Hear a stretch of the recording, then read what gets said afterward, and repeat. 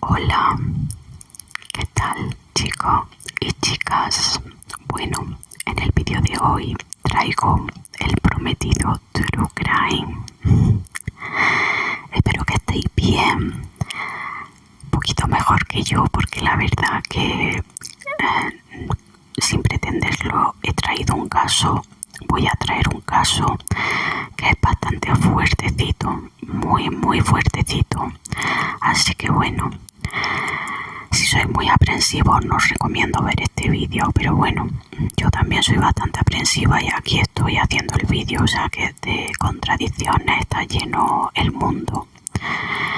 Pero bueno, como dice mi queridísima Albaca, que hace True Crime casi semanalmente, así que tenéis que ir a su canal, que lo hace muchísimo mejor que yo. Como ella dice, el que avisa no es traidor, es avisador, así que yo aviso de que este True Crime es fuertecito. Bueno, este vídeo lo baso en una serie y un documental de Netflix que he visto. Os dejaré los nombres en la cajita de descripción. Como siempre que hago algún vídeo así del estilo, os dejo la bibliografía o en lo que me he basado en la cajita de descripción. Sin más dilación, vamos a comenzar porque este caso, aparte de ser muy fuerte, es un poco larguito. Bueno, la tristemente víctima es Rachel Nickell. Rachel Nickell era una mujer londinense de 21 años que vivía en una ciudad del sur de Londres junto a Andre, su pareja, y su hijo Alex, de 2 años. Eran una familia muy jovencita, muy jovencita, pero muy feliz. Rachel no quería ser madre tan joven, pero bueno, una vez que vio, cuando se quedó embarazada, vio el compromiso que tenía André con ella y con esa familia que estaban a punto de crear, no tuvo dudas de dejar su estudio, de dejarlo absolutamente todo para dedicarse íntegramente al cuidado de su hijo Alex, lo cual disfrutaba muchísimo de este estilo de vida que llevaban juntos los tres.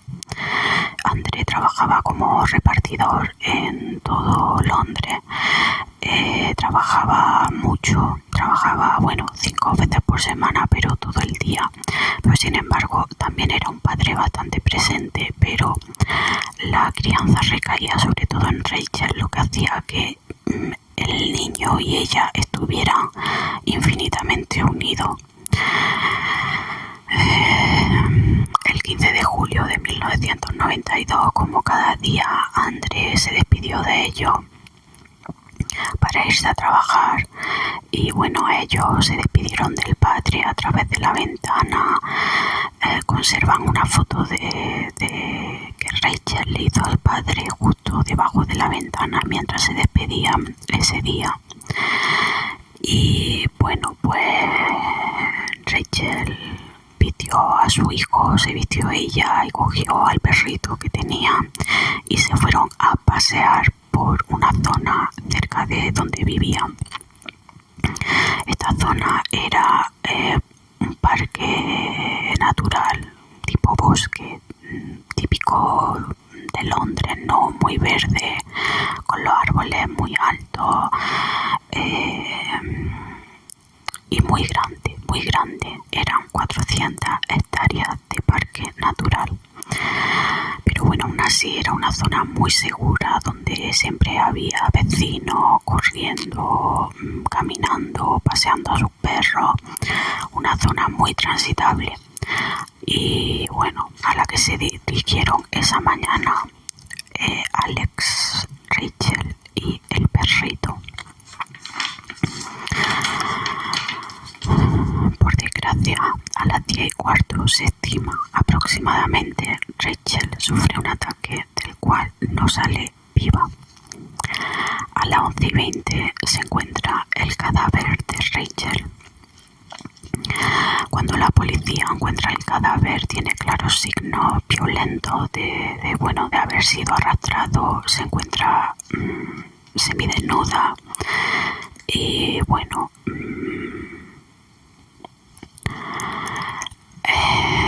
el cadáver presenta 49 puñaladas tanto en el cuello como en el torso, así como claramente signos de agresión sexual.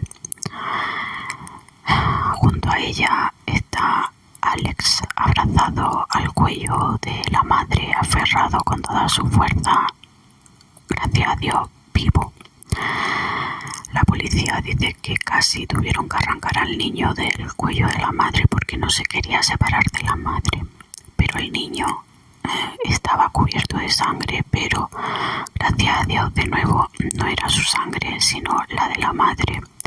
Lo curioso de esto es que la madre no presentaba heridas defensivas, había sido atacada por detrás y bueno, pues se había quedado inmóvil, lo que sugiere que el asesino utilizó al niño como posible amenaza.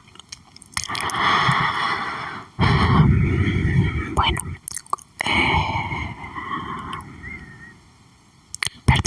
perdonad si estoy un poco dispersa.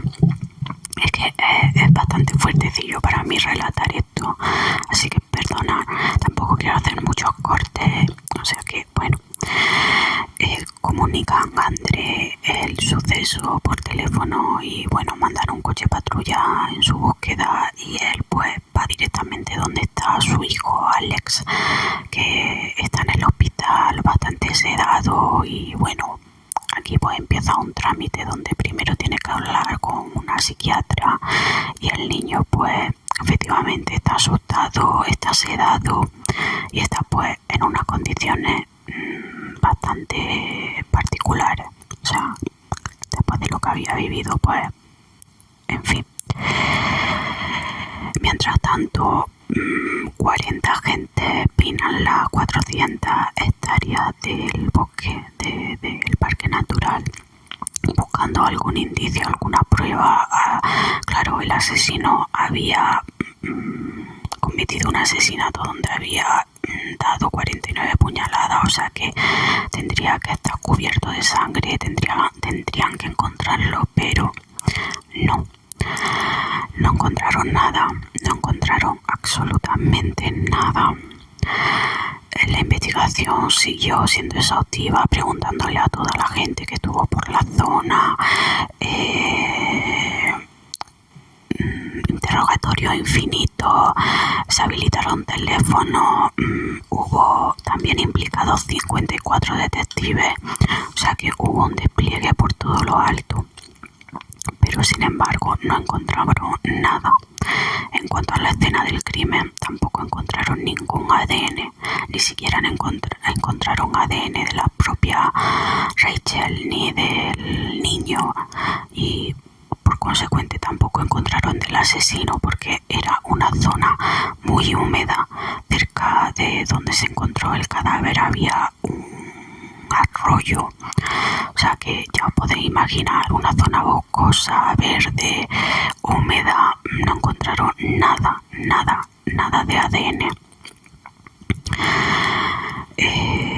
Van pasando los días, van pasando las semanas y Alex, el niño, aparentemente se encuentra bien, o sea, está bien, sigue siendo un niño normal, que sigue jugando, que sigue, pues bueno, llevando una vida medianamente normal para haber vivido lo que ha vivido, claro.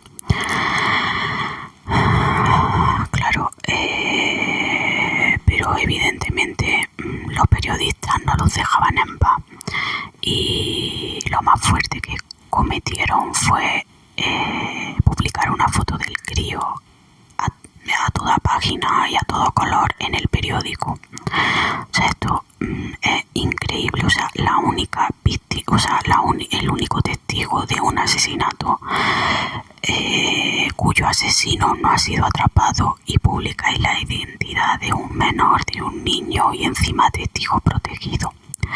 Es En fin, os podéis imaginar lo que era la vida de este padre y este hijo.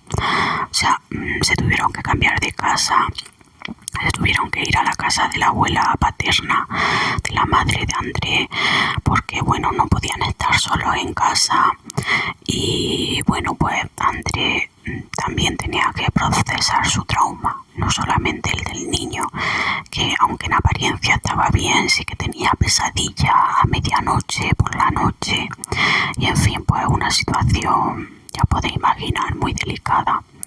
La cuestión es que pasan 4 semanas, entre 3 y 4 semanas, y no hay ningún tipo de avance, no hay ningún tipo de prueba y no hay ningún tipo de sospechoso. Entonces, claro, urgía por todos los medios encontrar al asesino, porque lo que la policía se temía es que volviera a hacer lo mismo. Era un asesinato tan atroz que se temían que se iba a volver a repetir.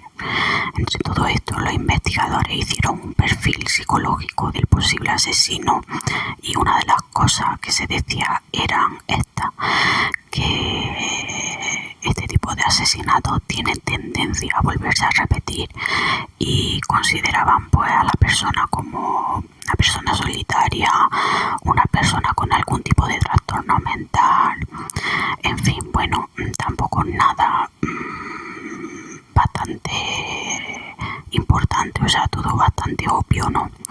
Cualquiera que vea True Crime hubiera hecho el mismo perfil, pero bueno, en este perfil hubo investigadores implicados de bastante renombre, como por ejemplo Robert Resles, que bueno, entre otros asesinos interrogó a Jeffrey Dahmer, o sea que había verdaderos profesionales implicados en este caso. La cuestión es esa, que había pasado un mes y no tenían absolutamente nada, tenían un perfil psicológico y ya está. Entonces la policía le propone a André interrogar al niño. Claro, esto pues no se debería de hacer, porque claro, es un niño, pero se temían lo peor, y era eso, que se volviera a repetir el asesinato y hubiera más víctimas. Así que el padre accede porque tiene miedo de eso, de que se vuelva a repetir. Entonces empiezan a interrogar al niño, pero bueno, no eran interrogatorios al uso, eran con una psiquiatra presente en casa, en un sitio más amable, o sea, no era un interrogatorio como al uso. La psiquiatra era especialista en trauma de niños y adolescentes, pero claro, no había visto esto en su vida, o sea que no tenía ni idea de cómo llevar el caso, de cómo tratar al niño, no tenían ni idea. El niño claramente se acordaba de todo lo que había sucedido. Cuando le hacían preguntas, mostraba tensión, mostraba miedo, mostraba mueca, incluso enfado. Pero entre todas esas sesiones que se hicieron a lo largo de semana y semana, pues consiguieron un perfil físico del asesino. Este perfil físico describían al hombre como un hombre de 1,80, delgado, de piel blanca, vestido con camisa blanca, con pantalón tejano oscuro, y lo más particular de todo es que llevaba un cinturón por encima de la camisa y un bolso, una especie de bolsa de gimnasio. Claro, bueno, ya tenían algo más. Entre tanto, siguen interrogando al niño hasta que, bueno, deciden llevarlo a la escena del crimen. En la escena del crimen, el niño al principio se pone a jugar, se pone a reír, a saltar. Esto lo agrego yo. Toda la pinta de evitar, porque el niño se acordaba perfectamente de la zona y después lo demostró, pero claramente evitando totalmente lo que se le venía. Pero bueno, cuando ya los adultos se empiezan a poner un poco insistentes, el niño empieza a llorar, a gritar, y ahí ella, cuando André dice, mira, ya está, hasta aquí, se acabaron los interrogatorios, se acabaron los periodistas, se acabó todo, y se fueron de Londres y se mudaron a Francia.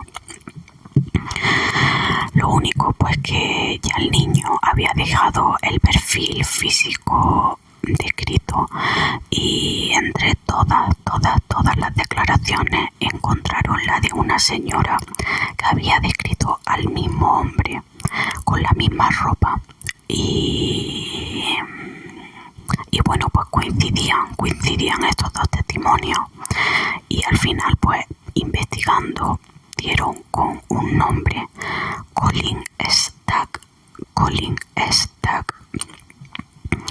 Bueno, cuando lo detuvieron, hicieron el registro en la casa y tal, pues vieron que psicológicamente también daba un poco el perfil. Era un hombre también solitario, la casa desordenada, unas ciertas características que, bueno, podían hacerlo sospechoso, pero claro, no tenían nada, o sea, no tenían nada en contra de él, así que lo tuvieron que dejar en libertad. Lo dejaron en libertad, pero lo siguen investigando. Pasa un año, ¿vale? En este año una mujer se pone en contacto con la policía y dice que había reconocido por televisión a Colin Stack, y que, bueno, se había carteado con él, habían mantenido una relación por correspondencia muy breve, porque ella ya percibió, creo que en la segunda o la tercera carta, que este hombre pues no estaba muy bien de la cabeza, hablaba de relaciones sexuales muy explícitas, muy raras, y bueno, pues la mujer ya dijo hasta aquí. Pero claro, al verlo en televisión y al verlo como posible sospechoso, la mujer consideró que esta información era importante, y entonces la policía decidió infiltrar a una inspectora, a una mujer, a crearle, bueno, un nombre, un perfil falso, y empezó también a cartearse con Colin Stack a lo largo de este año, en el que no tenemos ningún tipo de noticia. Crea una relación por correspondencia y se llegan incluso hasta ver, y bueno, pues es cierto que las cartas pues se ponen turbias, se hablan de sadomasoquismo, de violencia, de cosas pues que no son tan comunes, ¿no? Y claro, la inspectora ya empezaba como a tirarle un poco de la lengua, empezaba como a decir que admiraba a este tipo de criminales, empezaba a decirle que bueno, que se había fijado en él porque era posible sospechoso, y como incitando a que Colin se culpara del asesinato. Y bueno, pues un año y un mes después, el 17 de agosto de 1993, vuelven a detener a Colin Stack con esta prueba, con estas cartas, que si bien tampoco eran muy contundentes, bueno, pues algo había por ahí. Lo encarcelan esta vez, y bueno, 3 meses después de esto se vuelve a cometer un asesinato, el de Samantha Pissel y el de su hija Jasmine, de 4 años. Bueno, la escena de este crimen yo no la voy a describir, pero podéis ir al documental y podéis verlo. Pero bueno, sí, ya la de Rachel era tremenda, la de estas dos, madre e hija, era ya espeluznante. O sea que bueno, ocurre este asesinato en Londres, no estaba tan tan cerca de donde se cometió el asesinato de Rachel, pero bueno, no deja de ser Londres. Y claro, un escenario muy similar, vamos a dejarlo ahí, muy similar, con agresión sexual y bueno, pues todo muy parecido, pero claro, Colin Stack no podía ser porque estaba ya en la cárcel. En la escena del crimen pasa un poco lo mismo, se encuentran cientos de huellas dactilares, pero no consiguen cotejar ninguna. No consiguen identificar a ningún sospechoso. Por lo tanto, no tienen nada. Pero bueno, aún así incorporan al investigador del asesinato de Rachel, porque claro, es que era una escena muy parecida, aún peor, si cabe, que la de Rachel, en una zona muy pequeña, por así decirlo. O sea, que esto no pasa todos los días. Entonces, pues, se ponen en contacto con este investigador, pero ellos ya tenían a su asesino, que era Colin Stack, y no querían dar su brazo a torcer. O sea, que esto, pues, se queda un poco en el aire, se queda un poco frío. Y pasa un año y medio donde Colin Stack está en la cárcel y el asesino de Samantha Bissell y Jasmine Bissell no se encuentra, sigue en libertad. ¿Qué pasa? Que bueno, después de un año y medio a alguien se le enciende la bombilla y dice, bueno, pues vamos a analizar otra vez la huella de este asesinato. ¿Y qué pasa? Pues que en este caso sí que consiguen encontrar una serie de huellas, y encuentran algo de ADN de un tal Robert Napa.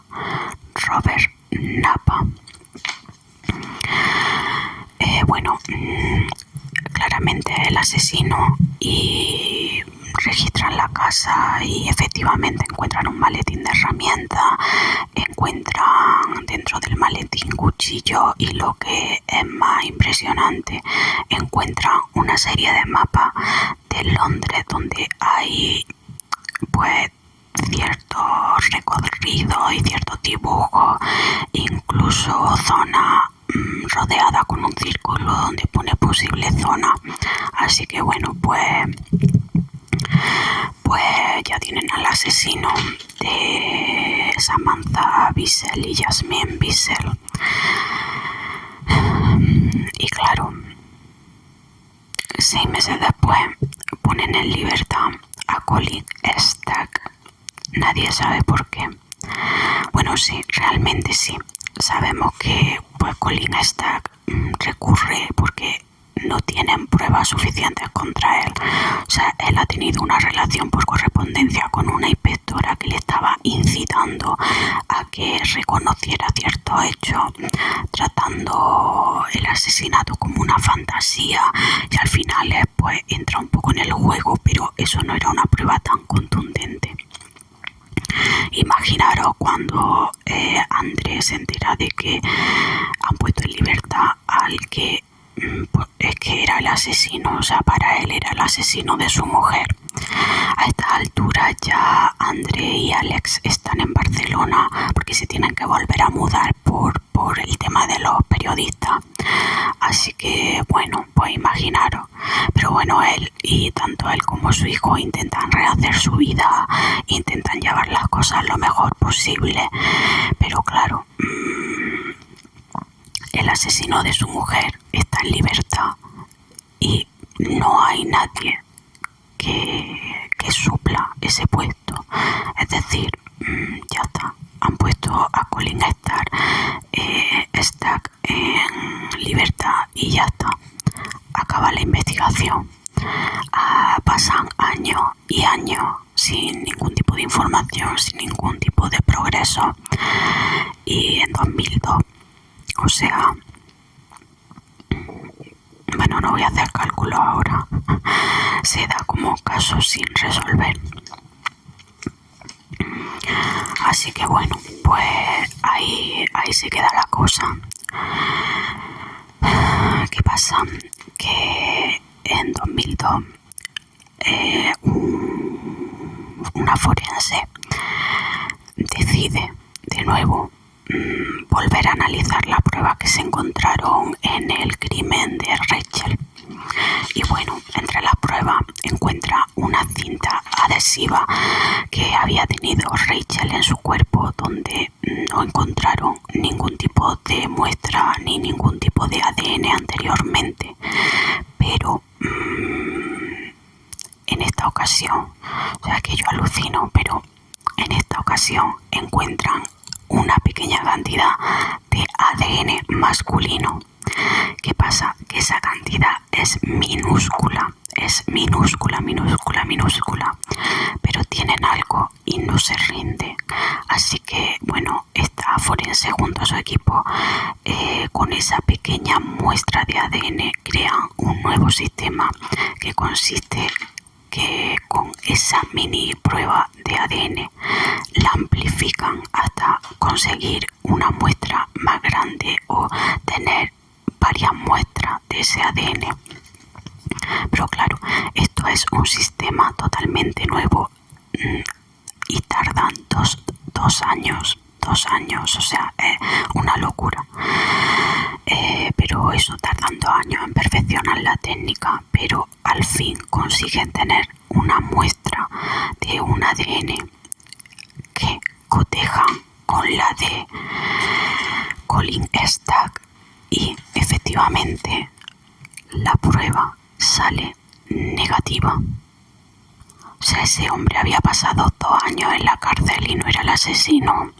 Su única condena había sido ser amigo por correspondencia con una inspectora y tener una mente maquiavélica. Pero bueno, ya con esa muestra la pasan por la base de datos nacional y vuelven a encontrar una coincidencia. Adivinar con quién. Efectivamente, la prueba cotejada coincide con el ADN de Robert Napa, el asesino de Jasmine, la niña de 4 años, y su madre Samantha. Así que bueno, después de 15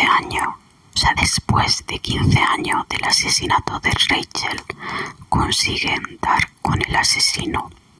15 años. Una locura. Claro, él ya se encontraba cumpliendo condena por el caso de Rachel y Jasmine. Así que bueno, pues ya estaba entre rejas, por lo menos queda ese consuelo. ¿Qué pasa? Que bueno, se tiene que volver a hacer un juicio donde tienen que testificar André y el niño, que ya pues era un adolescente, si es que quisiera. Al final no me queda claro si testifica el niño, pero bueno, André viaja a Londres y cuando le presentan el caso y le presentan las pruebas, se da cuenta de que todo fue una negligencia policial desde el principio. Tanto el asesinato de Rachel como el de Jasmine y Samantha podrían haberse evitado si no hubiera ocurrido esta negligencia. Y es que bueno, ya el perfil psicológico nos decía que un asesinato de estas características no pasaba de la noche a la mañana. O sea, esto se hacía de una forma progresiva. Y cuando investigaron a Robert Napa, encontraron que en 1989, unos años antes del asesinato de Rachel, que fue en el 92, por la zona hubo un violador en serie que violaba a las mujeres cuando había niños delante. sea, claro. ¿Qué pasó? Que bueno, pues se dio con Robert Nepa y dos policías fueron a casa de este y amablemente le pidieron una prueba de sangre. Robert Nepa dijo que sí, que daba la prueba de sangre y le dieron una citación. O sea, le dieron una citación para que fuera a hacerse la prueba de sangre a la policía. Evidentemente no se presentó y desapareció, pero no lo buscaron. O sea, los policías se quedaron tan panchos, o sea, se fuga y no lo buscan. Pero es que además de esto, la madre de Robert Nepa, del asesino, lo había denunciado y había dicho que su hijo le había confesado que era el violador en serie, que había violado a una serie de mujeres o a una mujer, no recuerdo, pero la madre llamó por teléfono a la policía y dijo que esto había pasado y la policía tampoco hizo caso. O sea, no buscó a este Robert Nepa. Yo no lo entiendo, no lo entiendo. Es que no sé en qué momento recibe una llamada así y no le haces caso, y no sé en qué momento está investigando una serie de violaciones y uno de los sospechosos se fuga y no lo buscáis. O sea, fue una negligencia en toda regla que finalmente acabó como peor podría acabar, destrozando a dos familias. Porque bueno, al final André y Alex se tenían el uno al otro y bueno, en el documental lo podéis ver tanto al niño como al padre, que bueno, a pesar de todo lo vivido, pues llevan una vida feliz. Pero en el caso de Samantha y Jasmine, Samantha era hija única y tenía madre, y la madre murió incluso antes de la condena a Robert Nepa. Pues bueno, pues no se dice exactamente por qué, pero se deja intuir que a causa de esto, a causa del disgusto de haber perdido a su única hija y a su única nieta, o sea, destrozó a dos familias, se llevó por delante 3 vidas y violó en serie a no sé cuántas mujeres, a las que también por supuesto destrozaría la vida, y todo por una negligencia policial. Una locura chicos, una locura. Bueno, yo me he quedado a cuadro, os lo juro. Os voy a dejar la serie, la portada de la serie, que se llama Testigo. Os la dejo la carátula por aquí y os voy a dejar el documental que se llama El caso de Rachel Nickel, el asesinato de Rachel Nickel. También os dejo la portada por aquí. Bueno, la serie, la verdad que os la recomiendo ver porque está entretenida y tal. El documental es desgarrador, o sea, yo he llorado de principio a fin porque ya os digo, aparece el padre André como narrador principal de la historia y es durillo, pero bueno, os lo dejo por aquí en la cajita de descripción también. Y bueno, espero que dentro de lo que cabe os haya gustado y que me perdonéis por aquello de poner en privado el otro True Crime. Bueno, espero que os guste y pues sí, me estoy aficionando a esto del True Crime cuando yo antes no ni veía ni consumía esto, pero bueno, creo que necesito un poco de pausa porque esto me ha dejado destrozada, de verdad que sí. Aparte, un caso de Londres que está cerca relativamente. Bueno, y tanto André como Alex, que viven en España. Hasta aquí el vídeo de hoy. Un besito a todos y a todas y nos vemos prontito. Chao.